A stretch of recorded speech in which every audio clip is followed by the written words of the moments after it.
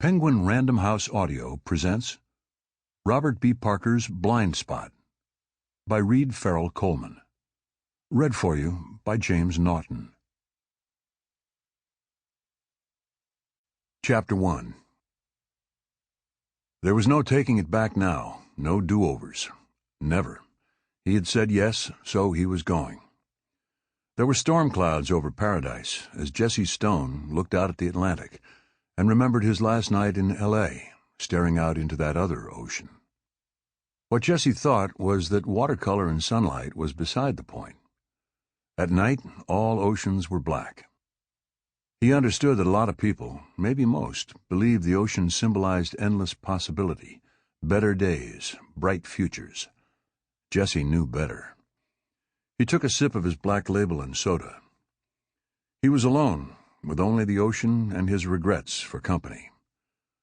You can gaze at the road ahead of you all you want, but your future is in your rearview mirror. "Jesse? Chief Stone?" a busboy called to him. Jesse was too busy time-traveling there on the dock behind the restaurant to hear. "Excuse me, Chief Stone," the kid tried again. This time Jesse heard him and turned. He nodded at the kid. "The boss, he wants you to stop by the office before you leave." "I'll be right in." It was the usual kind of thing in a small town. Dan Castro, chef and owner of the Lobster Claw, was a squat man with sad brown eyes and the weight of the world pressing him down. The place had been up and running for only 2 months, and Dan had discovered why it was easier to want to own a restaurant than to actually own one. He wanted to know if Jesse could talk to the health inspector. Jesse was the police chief, so he must have a lot of pull with the selectmen, the health department, the dog catcher.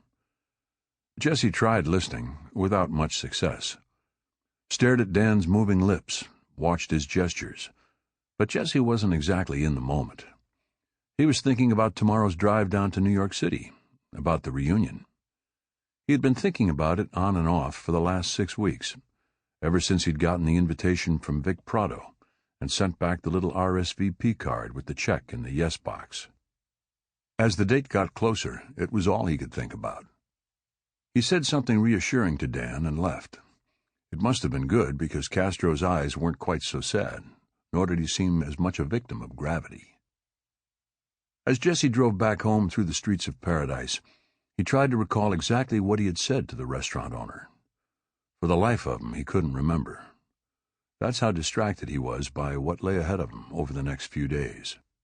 The scotch hadn't helped with his memory, and this reunion hadn't helped with the scotch. Jesse's tug-of-war with booze no longer held any romance for him, nor anyone else. He had a problem with drinking. It was like a given in a geometry equation. When he realized his words to Dan Castro were lost to him, Jesse shrugged and moved on. He remembered he was a cop, the top cop in a town 15 miles outside of Boston, 1,000,000 miles from L.A. The rain came in a light spray, not even heavy enough for Jesse to use the wipers. He studied the streets. He had settled into the rhythms of town life, but thought that only someone who didn't know him would describe Paradise as his adopted hometown. He'd grown up in Tucson, lived in L.A., and now Paradise. Were any of them really home? That was for someone else to ponder. For the moment, Jesse Stone was running through his checklist for tomorrow, making sure everything was set before he went down to New York. As he turned for home, the skies opened up, the rain falling in sheets so thick that he could no longer make out the streets of Paradise. He was no longer paying much mind to the rain or the streets. Distracted again, Jesse Stone was caught in a rundown between his past and New York City. Chapter 2. The Salters' place was a red-brick Victorian nestled on an ocean bluff just north of the yacht club. As Victorian houses went, it was more reserved than most, smaller than the sprawling manses that dotted cities and towns throughout New England and points south. There was one spire, 2 chimneys, a widow's walk.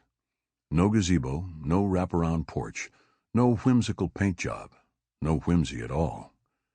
It stood solid and restrained as Harlan Salter, the dry goods magnate who had commissioned it in 1888.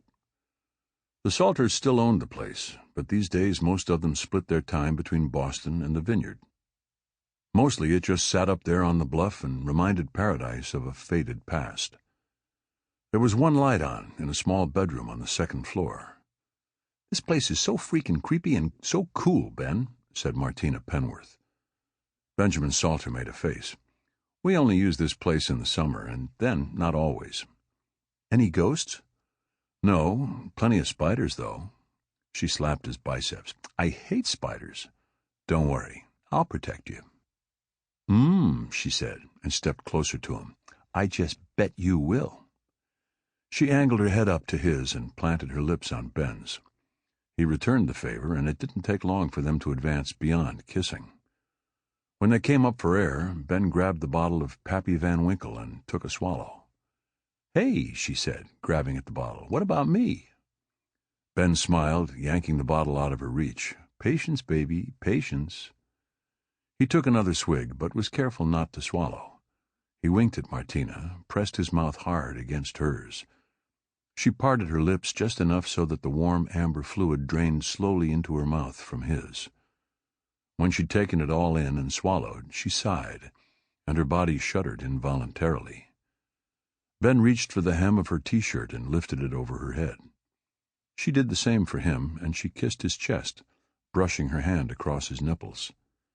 As Ben fingered the clasp of her bra, Martina pushed him away. She strolled around to the opposite side of the big cherry wood bed and swayed while she unhinged the silvery silken bra. She swung it over her head and threw it at him.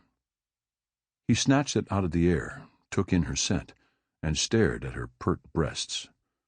Her nipples were red, erect, perfect, and he said so.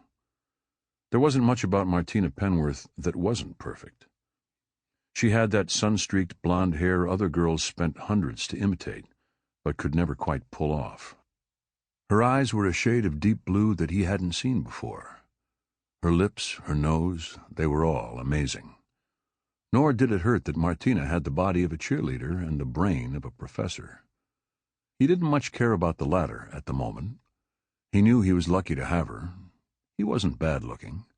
He had been with plenty of girls before, but not girls like Martina. That was why he had brought her here. No dorm room beds or cheap Boston motels for her. Just as Martina unbuttoned her jeans and began wriggling out of them, she thought she heard something coming from downstairs. Ben saw the look on her face. "It's an old house, and it's storming like crazy. Don't worry about it." He half smiled. "Maybe it's a ghost. Like I said, I'll protect you." That was from spiders. Spiders and ghosts. He walked around to her. He had waited long enough. They fell into bed together. When they were done, she lay with her head on his hairless chest. They were silent. First times, even at their best, come with a certain amount of awkwardness. Besides, wanting and having are two very different things. Then the silence was broken, but not by either Ben or Martina.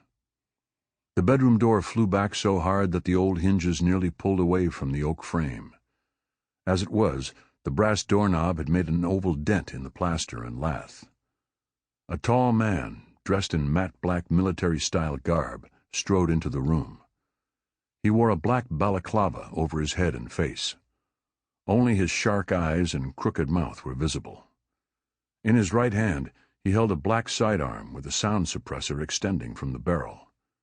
He turned to face the two nude college freshmen, pointing the tip of the suppressor at them.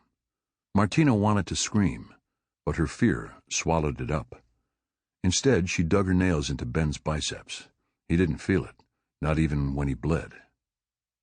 "Look, mister, my parents have a lot of money," Ben said, his voice cracking. "They'll pay you anything you want." The gunman shook his head. Ben realized this guy might be here for Martina. She was so hot, so perfect. Here she was for him, undressed and vulnerable. "Don't even think about touching her," Ben warned. This time his voice was strong and steady.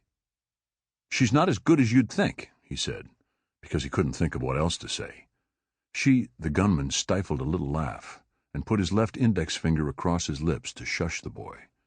The boy shushed. The gunman waved the tip of the... Sample complete. Ready to continue?